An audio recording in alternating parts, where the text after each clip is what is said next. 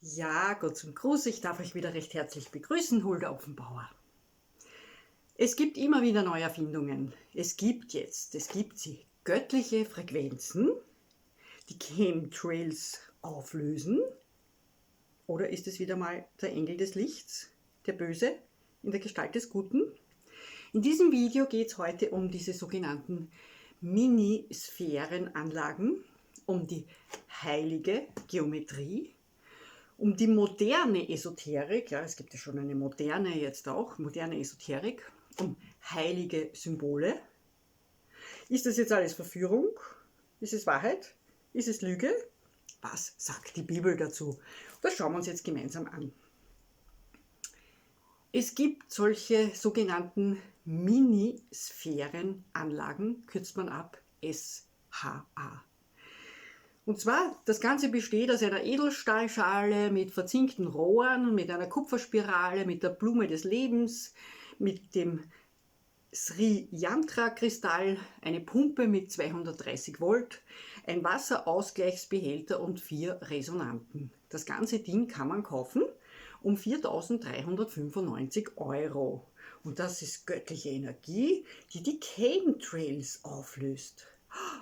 Ist das nicht wunderbar? Klingt doch wunderschön, nicht? Auf den ersten Blick. Schauen wir tiefer. Schauen wir uns den zweiten Blick an. Da gibt es einen Herrn, der heißt Majid Abdelaziz. Und der Typ baut bereits seit vielen Jahren diese Sphärenharmonieanlagen in der ganzen Welt. Und seit Jahrzehnten befasst er sich mit dem Wissen von Wilhelm Reich, von Tesla, von Schauberger und vielen weiteren anderen bekannten Wissenschaftlern. Und aus diesem Wissen heraus, das hat er halt so zusammengemischt, dann entsteht dieser Sphärenharmonieanlage. Die Wissenschaftler. Was sagt die Bibel drüber? 1. Korinther 1,20. Hat nicht Gott die Weisheit dieser Welt? Ja, und da steht das griechische Wort Sophia. Und das heißt so viel, die Weisheit dieser Welt, die von Satan beeinflusst ist. Ja? Hat nicht Gott diese Weisheit der Welt zur Torheit gemacht? Hat Gott ihre Weisheiten nicht als Unsinn entlarvt? Diese Sphärenharmonieanlagen funktionieren mit 2 gegenläufigen Wirbeln, die durch Rohre verstärkt werden und durch speziell erzeugte Resonatoren sowie durch weitere Maßnahmen aus der heiligen Geometrie sind sie sehr wirkungsvoll. Wirkung, Energie, ja, wo kommt die jetzt her? Jetzt müssen wir ein bisschen tiefer graben. Schauen wir uns einmal an, die heilige Geometrie. Die heilige Geometrie und ihre Bedeutung in der modernen Esoterik. Also die ist ja auch scheinbar schon überholt. Es gibt eine alte Esoterik, jetzt gibt es schon die neue, die moderne Esoterik. Die heilige Geometrie ist die Wissenschaft vom strukturellen Aufbau des Universums. Jegliche Schöpfung, ich zitiere das ja, das sind jetzt nichts, das ist wie die heilige Geometrie beschrieben wird. Jegliche Schöpfung entsteht aus einer simplen mathematischen Grundstruktur und einfachen geometrischen Mustern. Ja, da entsteht jegliche Schöpfung draus. Ich frage mich einmal, Schöpfung entsteht? Schöpfergott brauchen wir eigentlich gar nicht. Wo taucht der dann auf? Ja? Jetzt geht's weiter. Als Menschen können wir durch die heilige Geometrie zu unserem göttlichen Ursprung zurückfinden. Die heiligen Symbole vereinfachen, bereichern und erhellen unser Leben. Juhu, ist das nicht schön? Schauen wir uns einmal an, was zu dieser heiligen Geometrie dazugehört. Die Blume des Lebens. Ich glaube, da wird es so manchen schon einmal sauer aufstoßen. Was ist das? Dieses besondere Kraftsymbol wird bereits seit 5000 bis 6000 Jahren als starkes, kraftvolles Zeichen für Gesundheit, Schutz und Harmonie angesehen. Na, was will der Mensch mehr? Gesundheit, Schutz und Harmonie. Na, braucht man nicht mehr. Also die Blume des Lebens und man hat all diese Dinge. Wie wunderbar ist das doch alles. So, was gehört da noch dazu, zu dieser heiligen Geometrie? Der Würfel von Metatron. Ja, Metatron hat auch das Buch Gottes. Und dieser Erzengel Metatron in Verbindung mit diesem Orgonit, das schauen wir uns nachher dann an, was das ist, das findet Anwendung bei ganzen Energiearbeitern. Und dieser Erzengel, der war der einzige Engel, der Gott gesehen haben soll. Und seine feurigen Augen zeigen seine Stärke und seine enorme Energie. Die feurigen Augen. Kennen wir das nicht aus der Bibel? Offenbarung 1,14, Offenbarung 19,12. Seine Augen sind wie eine Feuerflamme. Gehört er vielleicht auch da dazu, zu diesem Engel, Erzengel und Co.? Das ist der falsche Jesus. Den haben wir dort beschrieben. Ich möchte nicht näher darauf eingehen, ich habe schon Videos darüber gemacht. Bitte schaut im Stichwortregister, gibt es einen, entweder Metatron oder Würfel, dann werdet ihr schlau. Nächster Punkt in dieser heiligen Geometrie. Die Merkaba steht für Transformation. Wir haben Videos darüber gemacht, was diese Merkaba in der Bibel ist. Gibt's, ja. Das ist der Thronwagen von diesem Jahwe-Gott, alias Satan, wird auch genannt, sein Streitwagen. Gibt's Video, bitte im Stichwortverzeichnis schauen, einfach eingeben Merkaba. Nächstes aus der heiligen Geometrie, der Baum des Lebens oder der Weltenbaum. Ja, die Kabbala, wissen wir ja, jüdische Geheimlehre, nennt und kennt den Lebensbaum Sephiroth. Alles haben wir schon gemacht in die Videos. Bitte im Stichwortregister einfach eingeben Kabbala. So, und jetzt kommen wir zu diesem Symbol, wo wir oben gesagt haben, da gibt es einen Kristall, und zwar das Sri Yantra Symbol. Steht für Erfolg und Wohlstand. Und bei dieser Minisphärenanlage ist ja dieser Sri Yantra Kristall dabei, das haben wir ja oben gesagt. Ne? Yantras, was ist das? Das sind uralte geometrische Darstellungen aus dem Hinduismus. Yantra bedeutet so viel wie Form oder Mechanismus. Sri ist eine Abkürzung von Lakshmi, der hinduistischen Göttin des Glücks, der Liebe und der Schönheit. Manchmal bezeichnet man die Silbe auch als weiblich-göttlichen Aspekt allgemein. Und dieser Kristall deutet auf etwas hin, ja? Weil jeder Planet, so heißt es dort, wird von einer spirituellen Planetengottheit beherrscht. Liest man so schnell drüber. Also das ist irgendeine Gottheit, ja? Jeder Planet wird von einer Gottheit beherrscht. Da steht beherrscht, ja? Und ich habe euch schon öfters gesagt, wo wir das Wort beherrschen finden, da dürfen wir wissen, dass das immer mit der Gegenseite zusammenhängt. Jesus beherrscht niemanden und hat auch nicht gesagt, dass wir herrschen sollen. Ja, und wenn er sagt, wenn es heißt, dass wir über die Tiere herrschen sollen, dann ist damit nicht gemeint, dass wir sie beherrschen sollen, sondern damit ist gemeint, dass wir die Tiere in unsere Obhut nehmen und sie dementsprechend als unsere Brüder und Schwestern behandeln. Da gibt es Planetengottheiten, die beherrschen. Ja. Diese unterschiedlichen Aspekte Gottes werden in den 9 Planeten Yantras dargestellt. Sie können solche Mandalas, ja, Mandala, das ist ein Kreis oder ein Kreisbild, die werden dort völlig unbedenklich eingesetzt. Sie haben keine unerwünschten Nebenwirkungen, da sie die Kraft des jeweiligen Planeten nicht nur verstärken, sondern auf intelligente Weise auch ausgleichen. Ganz unbedenklich kann man das alles einsetzen. Keine unerwünschten Nebenwirkungen. Wer glaubt? Das nächste Symbol, die Lotusblüte, als Symbol des ewigen Lebens. Ich meine, das ist interessant. Das sind alles Begriffe, wenn wir schauen, was uns Gott in der Bibel geben möchte. Harmonie, Frieden, Glückseligkeit, die Liebe, Schönheit, das Gute, Wahre, Schöne. Ja. Manche sie, manche du. Die Lotusblüte als Symbol des ewigen Lebens. Im Osten und in weiten Teilen Asiens wird die Lotusblüte als ein Symbol der Reinheit, der Schönheit und der Öffnung zum göttlichen Licht gesehen.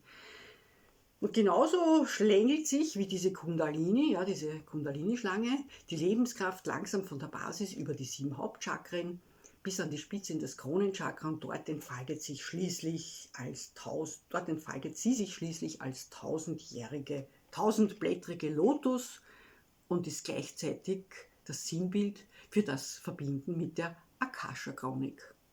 Könnt ihr alles googeln. Nur aufpassen bei solchen Sachen. Das Universum,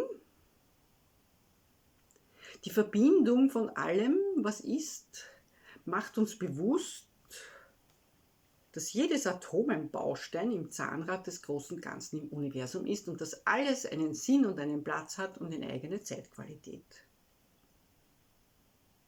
Ja, also es gehört auf jeden Fall dazu, hat seinen Platz, hat seinen bestimmten Sinn, hat seine bestimmte Wirkung und es wird in einer bestimmten Zeit angewendet.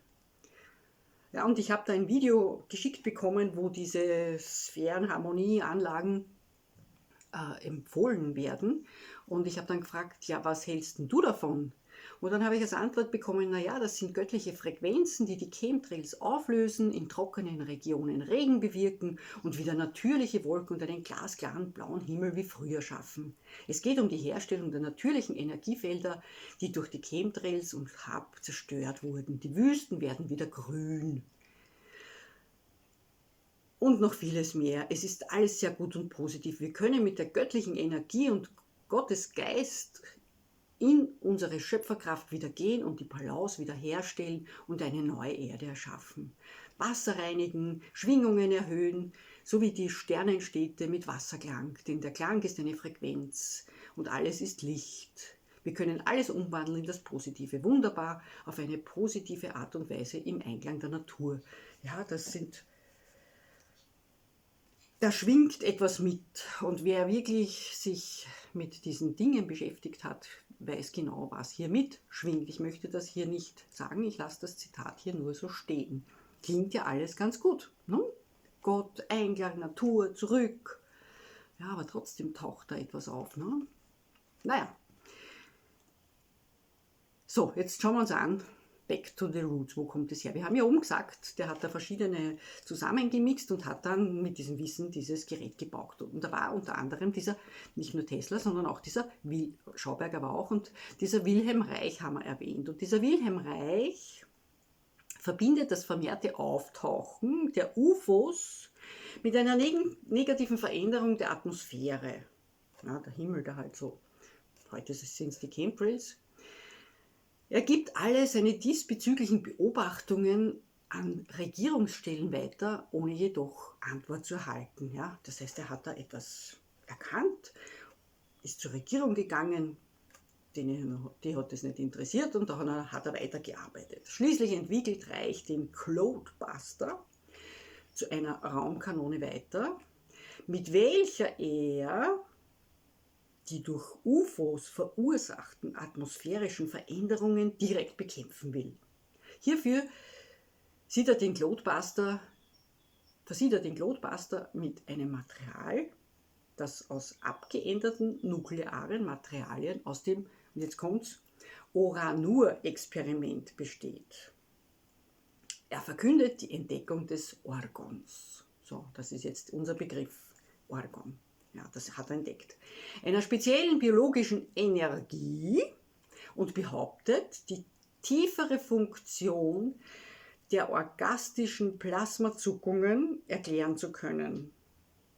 Seine Orgasmusformel, die er sich in Bezug auf die menschliche Sexualität ausgedacht hat, ja, das ist ein Zitat, ich habe das genauso übernommen, ausgedacht hat, übertrug auf Dinge, die mit Sex normalerweise eher wenig zu tun haben. Sogar in Watte oder Sand glaubte Wilhelm Reich das geheimnisvolle Orgon finden zu können. Mit verschiedenen Messgeräten bemühte er sich, die allumfassende Lebensenergie sichtbar zu machen. Großartigerweise lässt sich Orgon sogar speichern, nämlich im sogenannten Orgon-Akkumulator. Wilhelm Reich baute einen Kasten aus Stahlblech verkleidet mit anderen Materialien und erklärte, dass sich darin diese Orgon-Energie ansammelt. Man kann sich in den Kasten hineinsetzen, die Türe schließen und ganz privat die Orgon-Energie genießen. Was dieser Wilhelm Reich in diesen Akkumulator gemacht hat, ist nicht überliefert. Aber heute kann man diese Energiekästen kaufen. Warum ist das nicht überliefert? Ich meine, das sind solche Dinge, da muss man aufmerksam werden und forschen. Warum ist das nicht überliefert? Was nicht überliefert ist, warum ist es verborgen? Man kommt dann drauf, wenn man selber recherchiert, ja? Ja, die Pseudowissenschaft bringt immer wieder ganz besondere Stars hervor, deren Ideen sich rasend schnell verbreiten. Wie Viren bei einer Masernparty.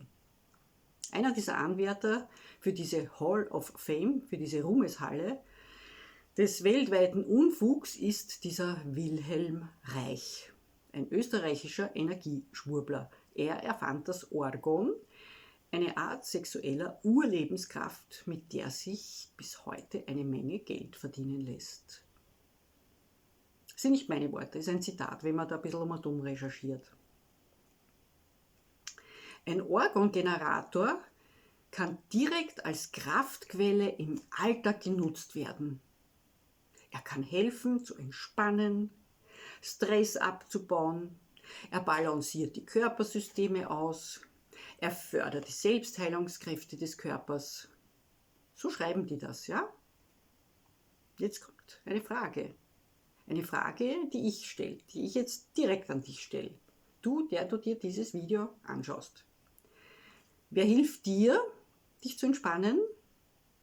Wer baut deinen Stress ab? Wer balanciert deine Körpersysteme aus? Wer fördert deine Selbstheilungskräfte, beziehungsweise wer hat sie überhaupt dort hineingelegt? Ja, vertraue ich jetzt entweder diesem menschenerfundenen Gerät, dass das all das für mich tut, oder habe ich hier meinen allmächtigen Schöpfergott, der allein als Bester weiß, wie mein Organismus funktioniert, weil er mich ja geschaffen hat?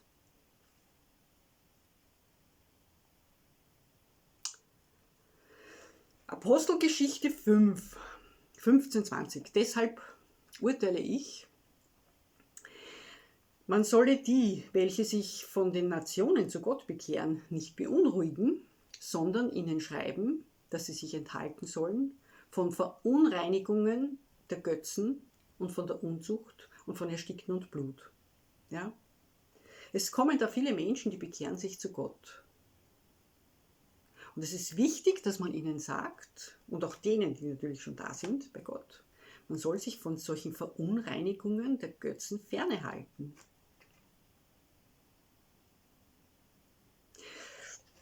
Wenn jetzt eine Frage auftaucht, naja, die Chemtrails, sie sind ja wirklich da. Ja, sie sind da. Können mir die schaden? Ich muss mich doch schützen. Was mache ich? Was sagt die Bibel? Lukas 10, Vers 19. Siehe, sagt Jesus, ich habe euch Macht gegeben, oder ich gebe euch Macht, auf Schlangen und Skorpione zu treten über die ganze Kraft des Feindes und nichts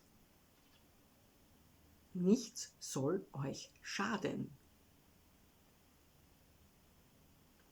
Ja, und wenn hier Jesus sagt, Schlangen und Skorpione, das sind eben diese unreinen Geister, Dämonen und das Ganze, was da halt so um und um schwirrt und die Menschen versucht, ihr Bewusstsein zu trüben, sie in eine Irre zu führen und.